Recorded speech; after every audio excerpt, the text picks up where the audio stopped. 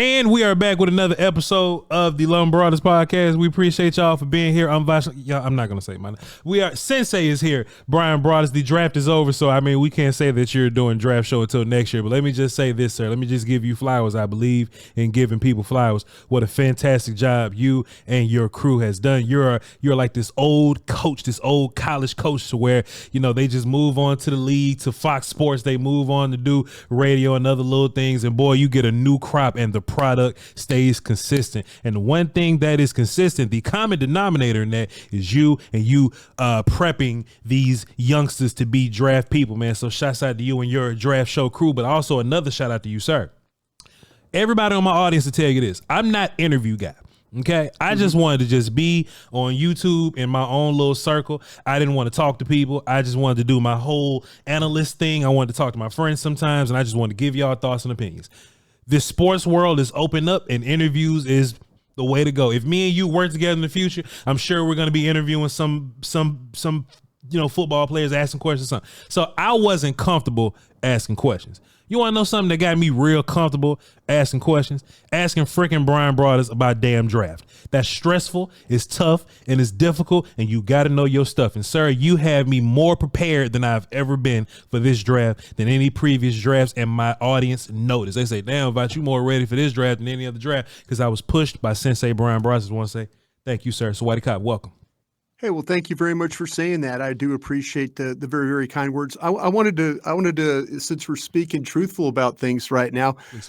I wanted to tell you, my 81-year-old mom loves to watch when you and I get together. She is a big fan of your work. And so I'm trying to coach her up on, okay, other things you can check out here with you and Will and other guys' Foots. You guys do a hell of a job. You did a great job of covering the draft. Man, you guys had some NFL Network production going on in that thing, man. Yes, sir. I need to find a way to. Yeah, I love my little crew over there, but man, I need to find a way to get on that big set you guys are working on right there. But great job seriously, it's a labor of love. Sure. We've all got full-time jobs we're trying to take care of. But I've said this before. You can get embarrassed covering the draft. Sure. You can get exposed and you can get embarrassed. And I think that's the one thing that drives an Aisha Morrison, a Jeff Kavanaugh, Kevin Turner, a Nick Harris, a David Hellman. You do not, a Voch Lombardi, Will Steele. I love working with all of you guys because you want to present it in a way of, hey, this is my opinion. I've done the work. I've studied this. And, that's where when my 81-year-old mom says, I really like when you do that show with Voch on Fridays. She follows along on Twitter and stuff like that. And I'm like, Mom, I appreciate it. I love working with those guys because of the different platforms and stuff, but everybody works so hard at this. And, we can't do it. And it's always the cliche thing to say is, oh, we can't do it without the people out there watching and listening and all that and taking it in. That's the truth. That is the truth. But you want to do it in a way. I don't want to let you down. You don't want to let me down. I don't want to let David Hellman down or Jeff Kavanaugh or Aisha Morrison or any of these other people. I don't want to let you guys down. So if it challenges you guys to be better, then man, I'm doing my job. I'm doing my job. But I also, like I say, I stress on being on these shows too, because not because of just the interaction. I stress because I want to present the best knowledge or give the best knowledge I can give to the people out there. Shouts out to everybody and all the great work that they absolutely. do. Will Steele is the best in the business. I'm not just saying that because he's my friend. Stud. That dude's OCD works to his advantage. He had hundreds of just clips and scenes just pulled up. Everything was just ready. We breaking down film. So shouts out to those guys. And we're going to figure out a way one day. All of us are going to be together doing this. And by the way, tune in, folks, when that happens, because you're about to see some serious podcasting and some serious work being done. It's on the way. Shouts out to Mama Broaddus. My mother also knows who you are because when I was a Pizza Hut delivery man, I used to tell about Bryan Broaddus and Kavanaugh all the time. But anyway, hey man, we got to get into some work though. We got to talk about this Cowboys draft class, and Bryan Broaddus didn't like how I did him, man. He didn't like how I did him in this. Man, this cap thing you're about to put me through. Okay. You clipped You did me dirty, man. Clip you nothing. clipped something about running backs. I'm like, oh, that's Cap. And then they don't take a running back, but you look like a genius. And you know what? Hey, I'm all about if you have to step on my back to get to the next. Oh, Bryan Broaddus, I will hoist you. I will hoist you into that level. But yeah, I know it's about to happen. This Cap game we're about to play. Get ready for this, Bryan. Bryan, let me tell you something. There were no weird edits, but you did walk so I could fly, sir. I just wanted to let you know. But it was just on my mind. But we got another riveting episode of Truth or Cap, and this is going to be one of our highest rated episodes because they want to see about this new episode of Truth or Cap here. So, Bryan, let's go ahead and get into it, man. Let's do this. But the draft edition of Truth or Cap. Yeah. Bryan, do you think Tyler Guyton will be ready to start and play day one? Truth or Cap?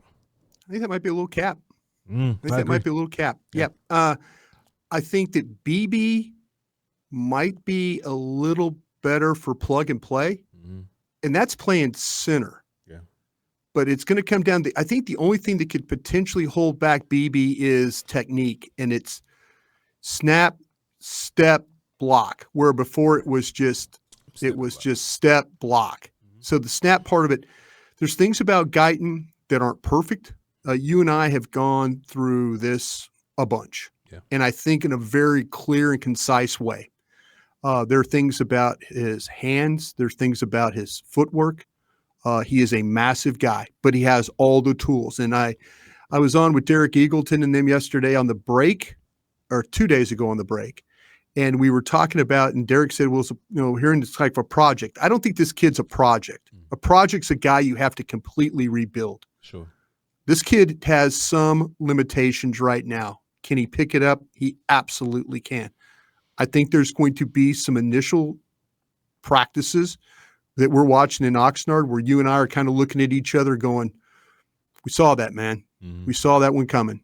Or, oh, look at that, man. He got the feet and the hands to work together. There's going to be a little bit of a learning curve with this kid. So I think there's going to be some struggles initially. Yes.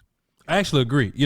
If he wants to work hard, right? Yeah. And we've just been investigating over there on the internet, and possibly he's working with Manny Weather. We don't know for sure, but it's just we've been investigating. That's what it could possibly sound like.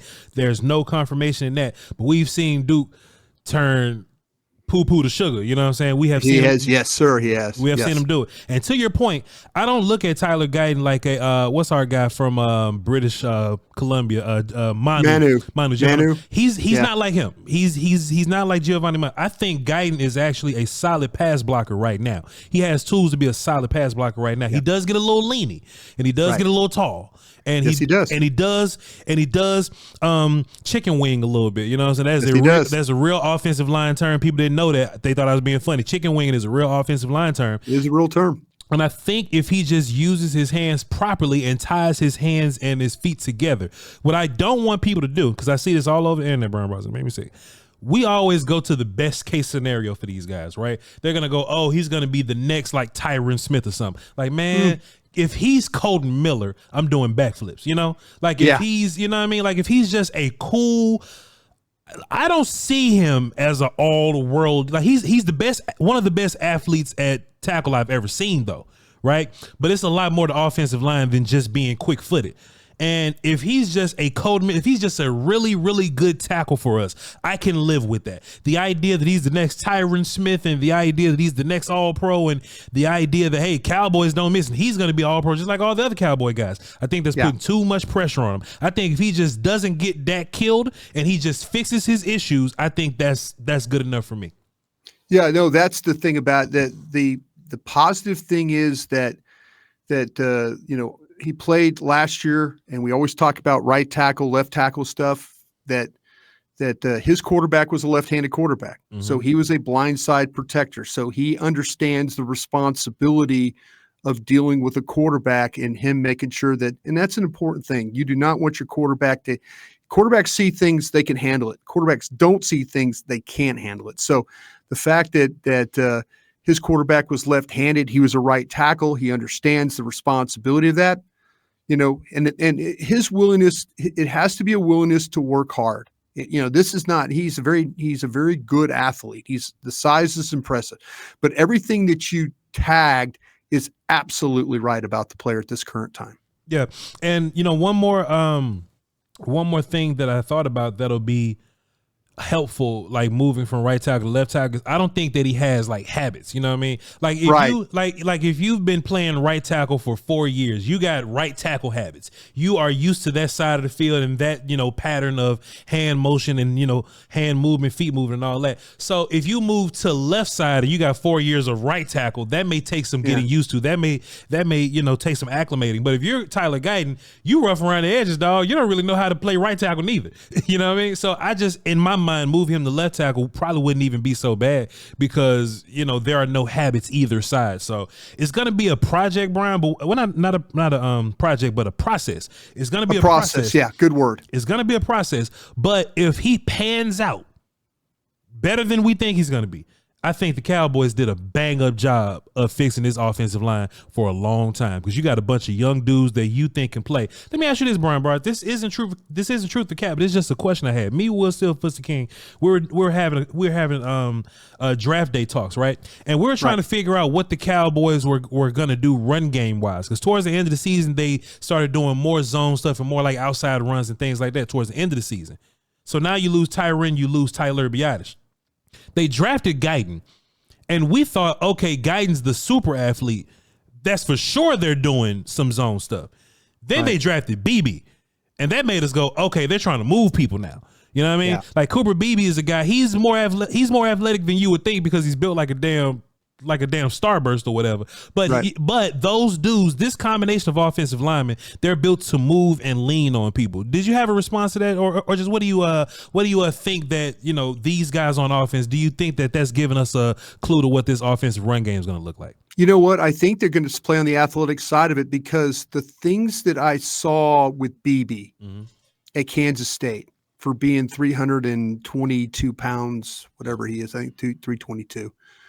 I was surprised how well he plays on the second level.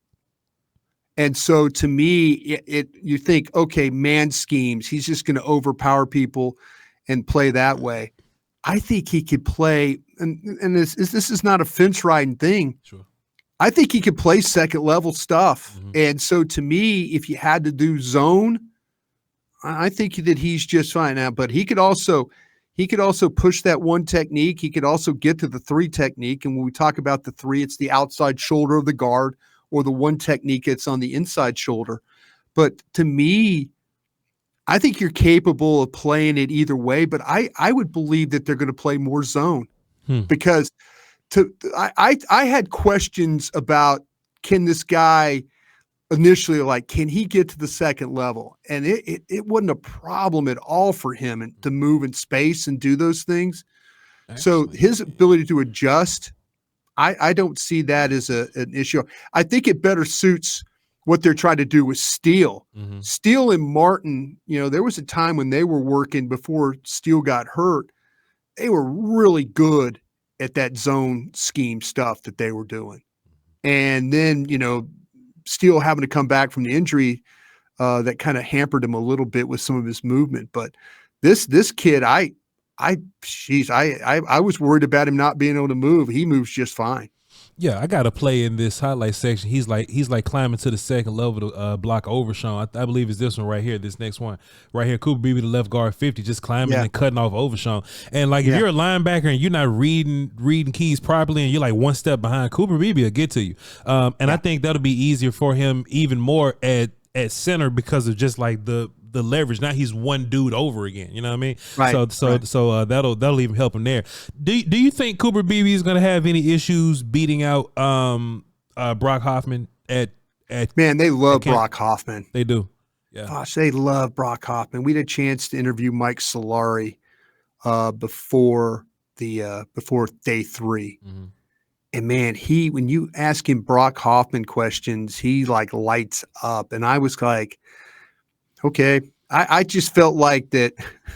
I felt like Van Pran, Frazier, Barton, Powers John. I thought all those guys were better than what Brock Hoffman was going to do. But there was some thought. I asked Will McClay this question too, about when it came down to the tackle in the center. He told me, he says, hey, you're always going to take the premium position being the tackle. He says, you can, the center's not the premium position here. So I was asking, like, well, how close were you to thinking about, taking Barton there? And he's like, the premium position is the tackle. You got to grab the tackle before you grab the center. And I was like, okay. So I kind of understand what they're doing there, but man, there is a lot of Brock Hoffman love in that building. And it's going to be a little bit of a battle. I personally, the games he played, Arizona, Commanders, there's some positive snaps. I just feel like that BB is a better player right now. I would trust BB in a game more than I would to play it. With the way that these defensive tackles are in the NFC East, I mean, you gotta bring your sack lunch and your big stick every day to deal with that. And I don't know if Brock Hoffman is capable of playing that way. I really don't. But I believe BB can. I just don't want to run into any kind of politics, Brian Broaddus, and we all know politics exists in a way because politics, at all levels, it ain't just Cowboys. At every level of football, politics exists, and I just don't want to live in this world. I mean, I do feel like Brock is going to get the first shot to defend himself. Brock and like that very first day of camp, they're going to go with the elders. So Chuma, they absolutely will. Chuma's going to be in there, and if anything, Zach may not practice early, so I think Cooper Beebe may get his very first snap in practice at guard possibly. That's just probably what that means to me. But I think as preseason goes on, because even like the year when Tyler Smith first got drafted, Tyler Smith was clearly the best guy, and they kept playing Connor McGovern in the games and stuff. And like, hey man, why are we playing around with Tyler Smith? Let's just get this process going. Coaches. They will politic their asses off, Brian Brown. So that makes me a little. I'll tell you what's funny. If Martin doesn't play, maybe you might see TJ Bass get that first crack over there. Everybody seems to feel like TJ Bass might be the heir apparent. There's people in the organization who'll tell you they feel like TJ Bass is a better right guard than he is a left guard. So, well, they drafted BB for a reason, man. So Solardi, you sit his ass down because we ain't got time to be doing all this politics, man. Yeah. Brian Brown, let me ask you a question, man. Truth or cap? And this could be your opinion mostly, but truth or cap? Do you think Darius Robinson and Marshawn Nealon were the only edges on the Cowboys board because of their size? Do you think Darius Robinson and Marshawn Nealon were the only edges on the Cowboys' board because of their size? Can I give you context why I asked you that? Go ahead. I thought there were some better players on the board than Nealon, but I build my board differently. I thought. Hey, by the way, they don't give a damn what you and I think. 100%. But it's our job to identify what we think. They might not care. But people that listen to us and consume our content do care. So carry on, sir. In my mind, Chris Braswell was a better player than Marshawn Nealon. But I'm building a board for 32 teams. You and your draft show y'all build the board for 32 teams. The Cowboys' board, maybe they had a plan going, okay, we're too small. Let's take off all the linebackery guys. Let's take off all the 240-pound guys, and let's go Darius Robinson, who's 280, or Marshawn Nealon, who's 270. You know what I mean? Do you think that's the case, Brian, that Marshawn Nealon was selected in the second round and he jumped over some of these other edges simply because he had the size? I think there's some truth to that, and I'll tell you why I think there's some truth to that, and I've said it on a couple of shows. I believe that we all blame linebackers and defensive tackles for poor run game fits and stuff like that. Sure. Their edges aren't very good defending the run. Yes, sir. Especially that right edge. Fowler, Sam Williams. I mean, they don't have a legitimate. People are saying, oh, well, this is going to be Tank Lawrence's replacement on the left side. Normally a power. To me, Nealon is a left side player. Sure. I don't see a right side player. I see a left side player. But when you start to talk about the struggles they had in the running game, it's not just, one techniques and three techniques and Mozzie Smith and everybody else or linebackers that are undersized. It's more about, It's more about, hey, how are we going to have somebody physical on that edge? And this is where I thought Golston was going to be a factor in being able, they move him to the edge, they move him to tackle. Hell, they're talking about this kid doing the same thing. I saw in the Athletic, I think John Machota had a deal. Some scout made or player personnel guy made a statement about this guy. They said, oh, some of his best plays are inside a tackle, and I'm thinking, oh, that's great. Yeah. Here we go again. I mean, right. With Golston, I watched Golston play. I thought Golston was the similar type of player. Now, this kid rushes the passer better than Golston does. Sure. Because of the first step quickness and stuff, I think is there. But man, he is not a bendy guy. This is not a bendy dude. This is a really strong point of attack player. Yeah. And I think that they got tired of maybe Mike Zimmer in the running game. They said, listen, your problem is not your tackles and linebackers. Your problems are your edges. Yeah. And so I think this kid was this kid's the answer for that for Mike Zimmer. Yeah. If you build the argument with Cowboy context, like, yeah, man, the Cowboys kind of did everything that you guys were like sick of, and you guys mean like Cowboy fans, not like us, but like them. Like, if you thought we weren't good versus the run at the edge, if you thought that we didn't have enough tackles in the middle that were 320 pounds, if you were tired of having a linebacker that was 205 pounds, like the Cowboys kind of just addressed all those things, and even the offensive line problems. So I can't hate what the Cowboys did, Bryan, but I'm about to hit you upside the head with this one, man. Let me just ask you this, Bryan. True for cap. This is a good one right here. Hey, yo, Bryan, get ready now. Bryan, get ready. Because this may be on Twitter, so hold on. This one, is this the one that's going to get clipped? It might, man, but let's see. All right. True for cap, Bryan. The Cowboys value a linebacker that knows everybody's responsibility more than a running back. Truth. Truth. Marist Liufau, a lot of people say that he was overdrafted. I don't think he was terribly overdrafted, but some people say he was a bit overdrafted, right? Maybe by a round. Right? He was like an early fourth guy for me. Yeah. So Liufau was your last third round pick, and everybody had a feeling that between 87 and 180 and 184 that running backs was going to be gone bye-bye, okay? Yeah. But the Cowboys looked running back in the face and they said, you know what? That's cool. I would rather take this linebacker that's bigger than 205 pounds, that's probably going to be greened out for me in the future. And our visit with him was so fantastic. And we feel like that this cerebral trait, Bryan, the cerebral trait, and not the fact that he got long hair and jump all over the place like he Troy Polamalu. That's a cool little trait too. But the fact that he's a smart player, and Zimmer was so impressed, Gunther and them was so impressed that he knew what everybody was doing. They said, hey, man, we need a nucleus to our defense. And they convinced Will McClay that that's more valuable than a running back right now. Truth or cap, Bryan? Well, you said truth. You said truth. No, that's truth, man. You ain't clipping this one on me. This is truth. Because I asked somebody in the organization that exact question. Sure. And I got this answer, was that it goes back to the guys they currently have on their roster. Sure. It goes back, and that's not about Zeke. It's not. It's about the others that they have, and they did not want to. They nothing against Lloyd from USC, nothing against our guy that ended up from Tennessee, nothing against those guys, but they valued this linebacker. They really valued this linebacker, and we'll see. The thing that got me, Voch, was when this kid was picked, and then the very next pick was Lloyd off the board. The board. That got me a little bit, and that's one I'm always going to keep my eye on going forward. Yeah. But they valued this kid far more because of, now they're either going to be proven right or wrong on this, but they value the guys that they have currently as much as they did those backs that were on the board in the third round.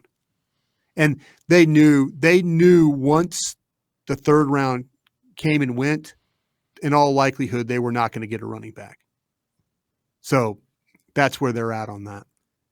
PFF got him graded a little weird, and I don't know if I necessarily. Oh, they hate him. I don't know if I necessarily agree with that. But Bryan, let me ask you this: they hate him. Do you think that his I guess, productivity in their mind, I guess. Do you think it was weird because Notre Dame real weird because Notre Dame played them all over the place? Like one thing that I noticed when I was watching them, I was like, all right, they got him at nickel. Boy, they got him at deep at a deeper depth safety. Okay, they got him at edge. Okay, they line him up in B gap. Okay, he plays all three linebackers. In my mind, I feel like if he was just able to focus on like one or two jobs, right? Like Will linebacker, Mike linebacker. If he was only able to focus on one or two jobs, he would be a much more productive player, I guess. But the fact that he was all over the place, and look, kudos to him, because if he plays all over the place, he knows everybody's job, right? But the fact that he plays all over the place, maybe that took a hit to his production, I guess. Man, I've had my bouts with Pro Football Focus, but I still pay my $100 because I think there's some good things that they do. Jesus, this grading of this player, I don't think necessarily was accurate. Sure. Because I was asking my gang of 7 around the league about him, and I think that you're right about him might have got drafted around high. Him and the other linebacker, Bertrand from Notre Dame, they did a pretty phenomenal job when you watch Notre Dame defense. Both of them are super active, downhill players. The thing with Marist is that sometimes he will play out of control and he will miss a tackle because he's out of control. But when he gets there and he wraps up, guys are on the ground. I was watching him cover guys. I'm talking about Lloyd and others at the USC game, swing routes up the field. You know, there's a lot of things to like about this particular player. I don't think that Pro Football Focus graded him correctly. Now, there are some issues. There's no question. But his ability, when he plays under control, he's a good linebacker. He's a good off-ball linebacker that you can do a lot of things with. So this is one of those times where, and I worked for the Cowboys for 14 years, and 6 of them as a scout. This is where Jerry Jones looked at Mike Zimmer and Paul Gunther and those guys and said, "Hey, listen, we're gonna take a guy here. This is the guy we want. We'd like to have this player." And so, you know, we interviewed Scott McCurley, the linebacker coach, before day 3. And he did not want to get caught in a situation that they had last year, like you mentioned, where, you know, guys like Bell and others are having to play down in the box. They ran out of linebackers. Sure. And this kid will, with Kendricks and this kid, they're hoping that they can shore up and then get Overshown back. Clark, you know, maybe we'll see what happens with Clark.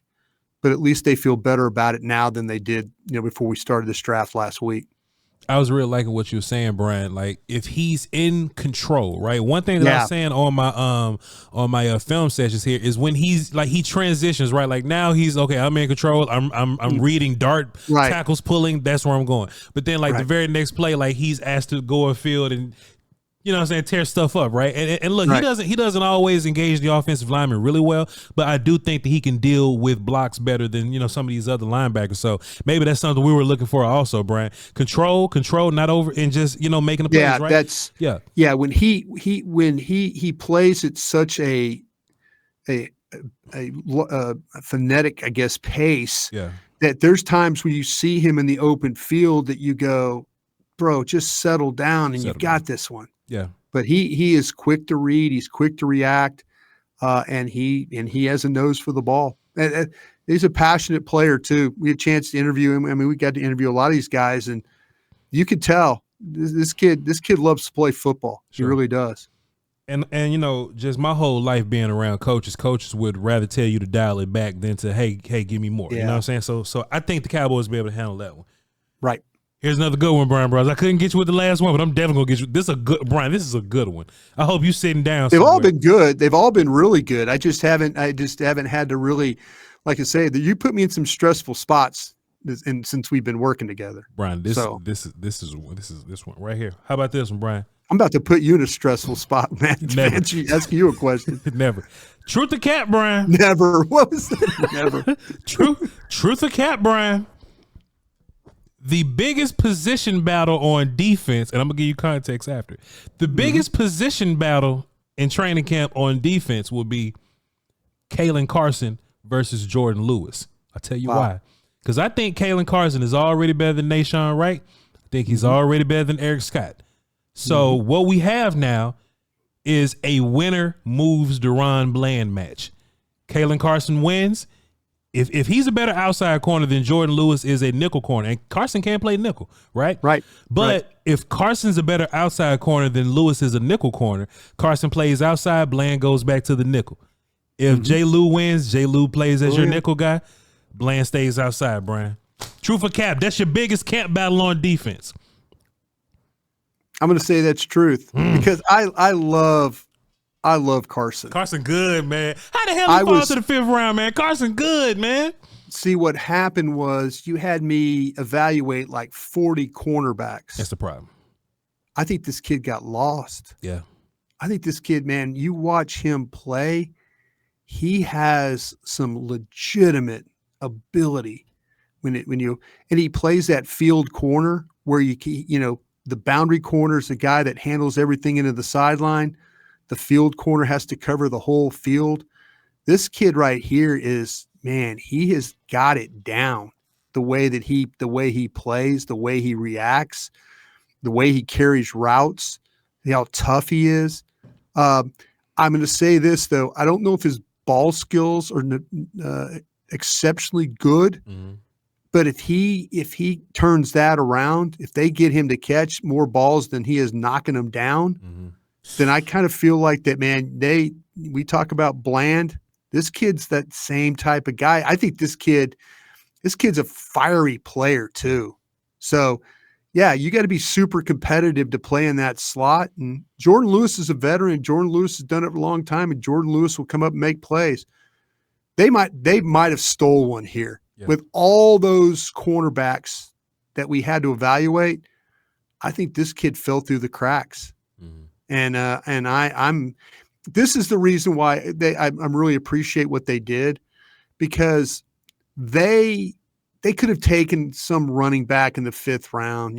They could have taken some guy that's going to be on the practice squad that's going to, get cut, and then you're going to get rid of him, and Michael Wiley or something, some name of the past like that. They're going to take some back, and then it doesn't work out. But they didn't. They probably, I would say, they stayed true to what their board was, and that guy was probably a blinking light to them. I was more excited about that pick when you started talking about the day 3 picks. He was the one that really got me going the way that he plays. It was Carson, and it was the kid from Auburn, James. Both those guys kind of fell a little bit. And as far as Carson goes, man, I think he's like a really good zone guy because when he has eyes on quarterback, kind of. And I don't want to say this because I'm not a Cowboy fan, but kind of like Diggs in that way, right? Diggs, if he can see the quarterback, he might gamble a little bit. He might gamble, but if he can see the quarterback, that's when he plays the ball really well. It's when he's in man coverage and he's following the receiver, and now he has to look back and find the football, right? That's something he has to work on. But man, just in terms of like toughness, competing, like battling, playing through the receiver to get to the football. Like, man, we always talk about the wide receiver not being able to play through the corner. Carson's not gonna let a whole bunch of dudes play through him. You know what I'm saying? Then the arm length and that damn tackling. When y'all were talking to him, right? He just has the mindset of a great football player. Hey man, look, you're not a real corner if you don't come up and tackle. You're not a real football player if you don't, play teams. And he's gonna play teams, and he's gonna eventually work his way off teams because he's gonna be a dude, I believe. But man, Bryan, I don't want to hype nobody up, man, but I like how the Cowboys just throw darts at corner, just throw a dart at Nation, throw a dart at Eric Scott, but Eric Scott is Quinn's guy. Eric Scott ain't necessarily Zimmer's guy. You know what I'm saying? Yeah. So if anything, Scott got some proving to do. I think Kalen Carson comes right in. I think they were thrilled about Kalen Carson. He comes right in. Absolutely were. Absolutely were. Yeah. Man.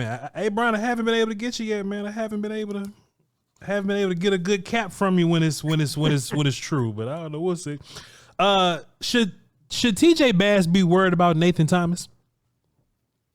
No, not right now. Not right now. No, I think with Thomas though, like the attitude, like the size, like the demeanor, like the toughness, think with TJ Bass, I think TJ Bass is about to prove a lot of people that he should have been drafted. I think last year, a lot of teams, a lot of pro directors were watching tape of the Cowboys and evaluating their 53-man roster, and they're going back to their college guys and going, what did you guys have on TJ Bass? Oh, we had him as a priority free agent, or we had him as a 7th-round guy or whatever.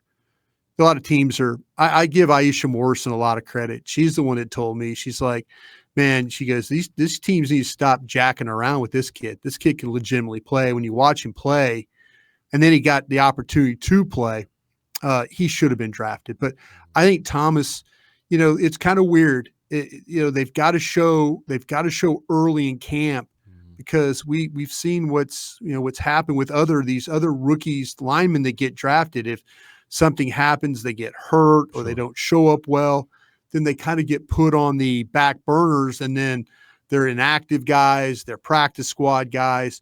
Thomas is a good player, but I think TJ Bass is a much better player at this point, that I would have confidence. I have confidence in him starting. Mm-hmm. I don't know if I have confidence in Thomas starting right now.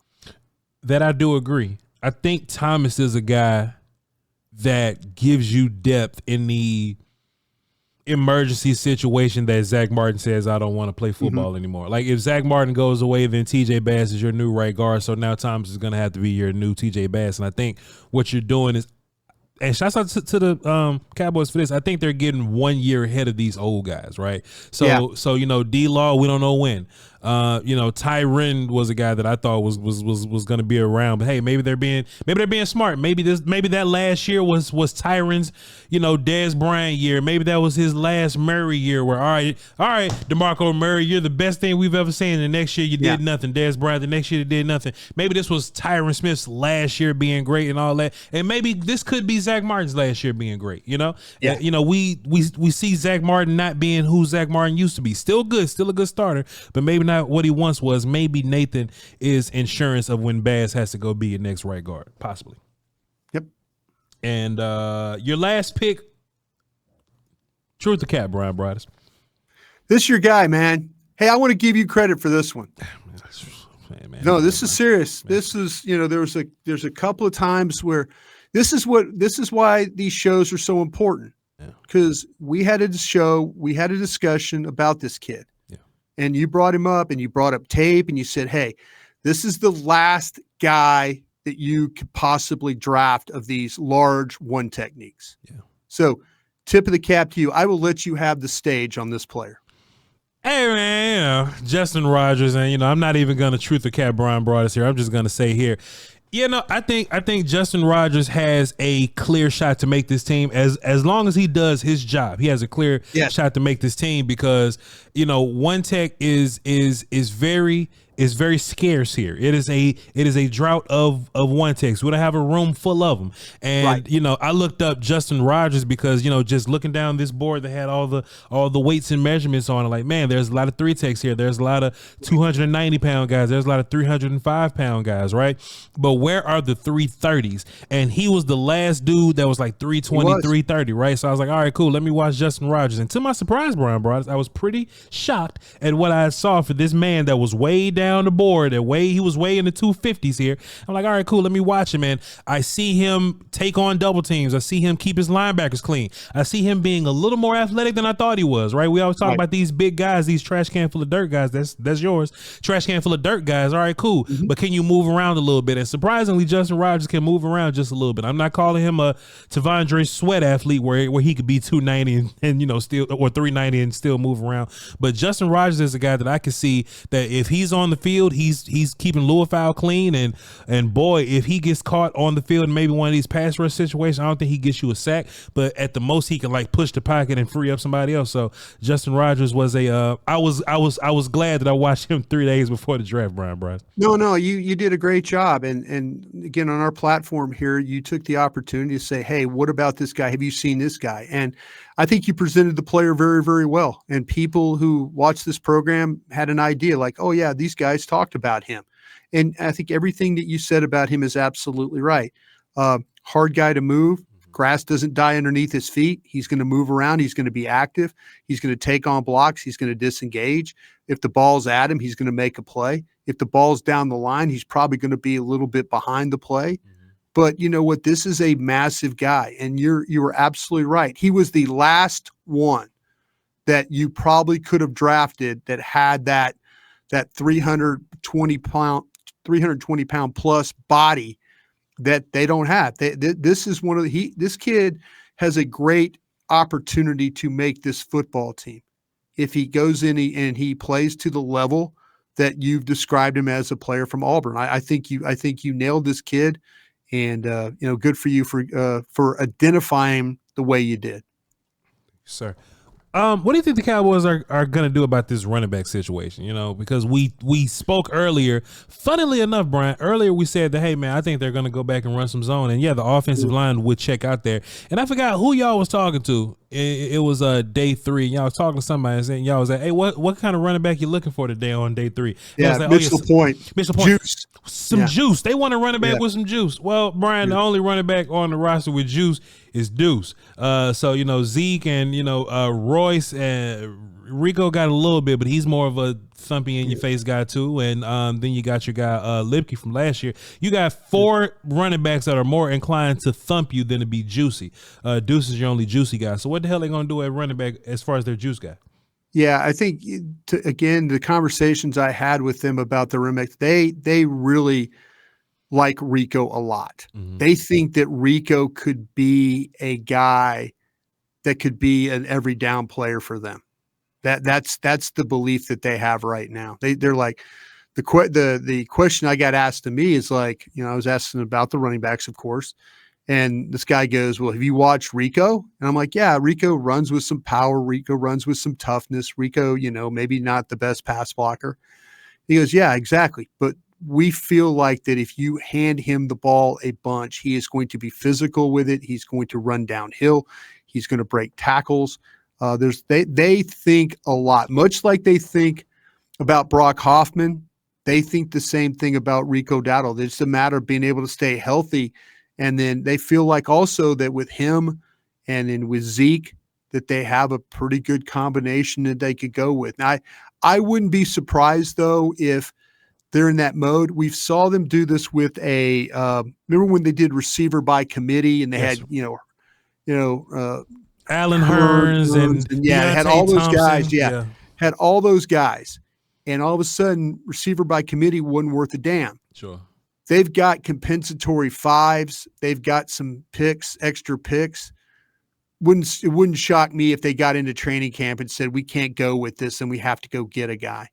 But wouldn't surprise me that they overpay a 5 to make sure that they go grab somebody from one of these teams that has a little bit of a surplus. If, in fact, they get to training camp and things don't look good with Rico, and then also look good with Ezekiel Elliott, and then also too with our little guy from Kansas State.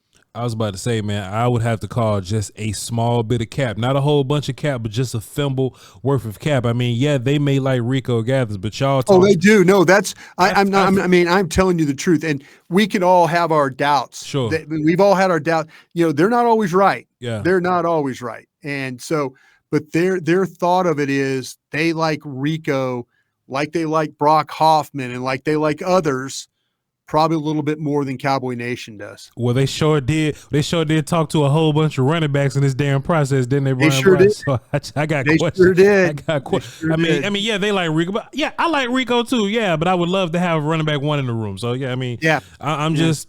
We'll see how it all happens, but I just want to call just a little bit of cap, not a whole bunch. No, you're not wrong. You're not wrong. One last thing before I move on, Bryan, and let you go and enjoy the rest of your day and get ready for the Mavs to seal Game 6 tonight. I'm not going to ask you about a whole bunch of undrafted free agent guys because I still got to watch a little bit of them too. Yeah. But there's one blinking light in undrafted free agency. I'm trying to figure out how the hell he didn't get drafted. Johnson from Nevada? Nah. Haven't seen him yet. He's on my list. But Brevin Spann-Ford.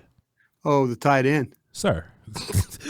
How the hell he didn't get drafted, bro? I mean, look, so I understand he may be, 40 time, I guess, wasn't great. He's an older dude. He like my age or something like that. That's cool. But I'm just looking at the film, and Boy, Schoonmaker. I'm not saying Schoonmaker's job is in jeopardy because you a second round pick and all that, but this man's bigger than you. And what if he comes in blocking better than you? What if he comes in catch radiusing better than you? What if he, yaks a little bit better than you? The whole thing about Schoonmaker was okay. It might be more about Hendershot than it will Schoonmaker, at least for this year. So this is my whole thing about Hendershot. The last press conference, right?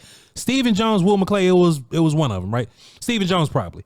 And out of all the young dudes that they could have had a conversation about, they brought up Overshown and they brought up John Stevens Jr. And they said John Stevens was gonna make this team. So if we're just talking about tight end build, right? John Stevens was like the athletic catch the ball guy, right? I think that's what they think Hendershot was. So in my mind, John Stevens is ready to take Hendershot's job. Brevin Ford is more of the I'm taking Sean McEwen's job. I don't think he's here anymore, but taking the Sean McEwen's, like Brevin Ford looks like Schoonmaker to me. You know what I'm saying? Like just two guys put together next to each other. I don't think Schoonmaker gets his job taken because Schoonmaker's a second round pick and the Cowboys have to prove themselves right. But Brevin Ford got some impressive ass film that I'm about to put on the screen for y'all. No, it is impressive, and you wonder why that he did not get selected. But you're right about him as a blocker. That's the thing about some of these kids, though. You just wonder why. You're going, okay, what's keeping them? Is there something medical? Was there something with the workout? Is there something with the interviews that you're dealing with? But yeah, this kid now, when he gets into you, he is going to get some movement as a tight end. And I could say I was surprised that there were several tight ends that I had, and so I was thinking like, the Cowboys aren't going to mess with a tight end here, but no, man, they got this kid, and he's a good looking kid physically.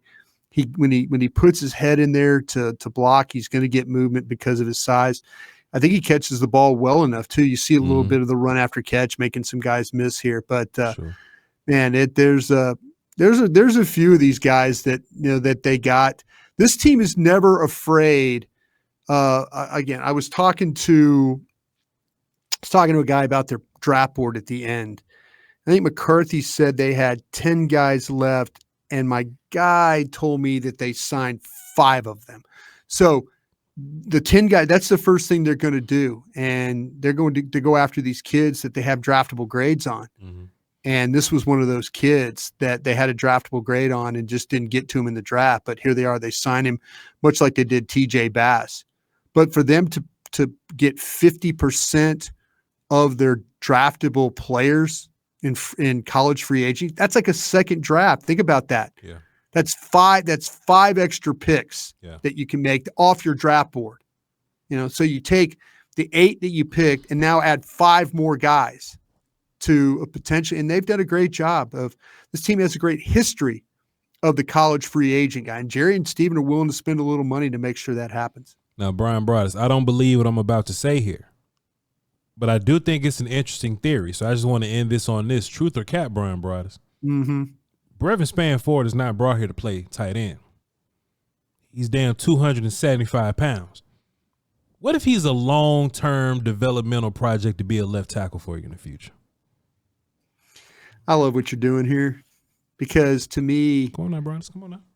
No, that's to me, that's the kind of stuff that when you see traits in guys and you're thinking, why is this guy an offensive tackle? He's got the aggressiveness. He should be a defensive tackle. Or why is this guy a running back? If we put weight on him, he's got explosiveness. He's really not a great running back, but he's got explosive. We can make him an edge. Mm-hmm. We can make him an edge rusher.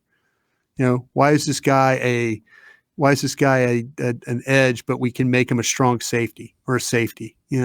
Those are the kinds of things that's big picture thinking right there.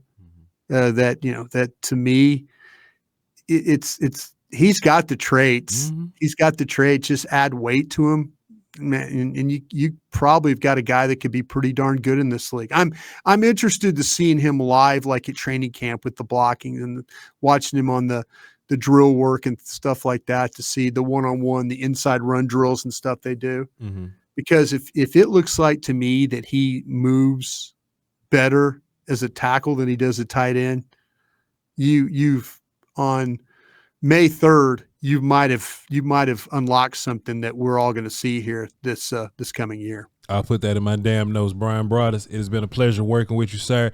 We have another classic in the books, man. I love doing this, Bryan Broaddus. This is fun.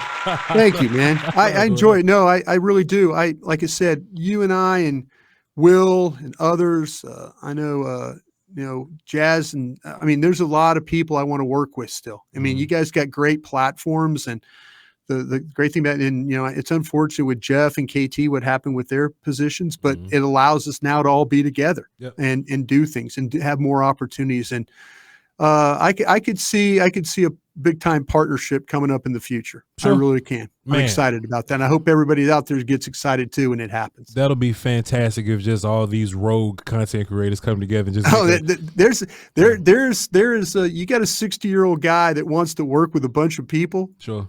And so, we'll make things happen. We don't know people in low places. We know people in high places that can help us along the way. Man, Bryan, you don't have to explain nothing to me. I have seen you. I've seen you vouch for me and put in way more work for me than you should have. So if anybody believe you and got your back, Voch believes you and Voch got your back. Thank you, man. Appreciate you, brother. 100%. Bryan Broaddus, ladies and gentlemen, you can find him everywhere. He'll be upset on G-Bag Nation because the draft is over, but he will be breaking down your math. So y'all be sure to tap into that. And he will be doing the break on Tuesdays and Thursdays. We're on Wednesdays. On Wednesdays. And of course, you can find him on Twitter, Bryan Broaddus, BRYN. Something I love that you just, I've been a fan of yours for a long time. People will like BRIANU, and you be like, my name's Bryan. Yeah. My name's Bryan.